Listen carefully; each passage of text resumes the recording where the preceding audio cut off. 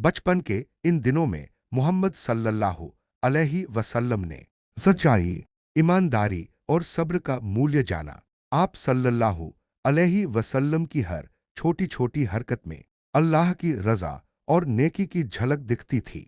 आप सल्लल्लाहु अलैहि वसल्लम हमेशा दूसरों के लिए हितकारी रहते थे, चाहे वह गरीब हो, यतीम हो या जरूरतमंद। जब मोहम्मद सल्लल्लाहु अलैहि वसल्लम बड़े हुए तो लोगों ने देखा कि उनका व्यवहार हमेशा नेक और इंसाफपूर्ण था। आप सल्लल्लाहु अलैहि वसल्लम ने हमें यह सिखाया कि मुस्कान भी सदका है, किसी का दिल न तोड़ना इबादत है, किसी को तकलीफ न देना अल्लाह को पसंद है।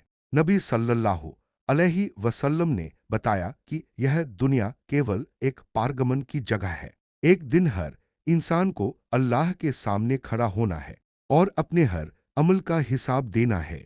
उस दिन दौलत, शोहरत, रिश्ते या ताकत कुछ काम नहीं आएंगे।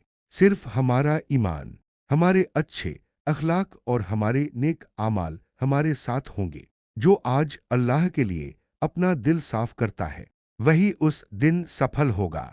जो आज नबी सल्लल्लाहु अलैहि वसल्लम के बताए रास्ते पर चलता है वही असली निजात पाएगा।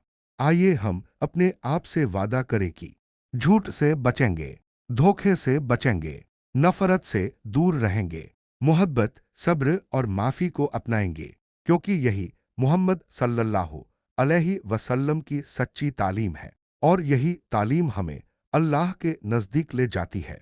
यह सब लातिफ कॉन LF के इस्लामी चैनल की एक छोटी कोशिश है।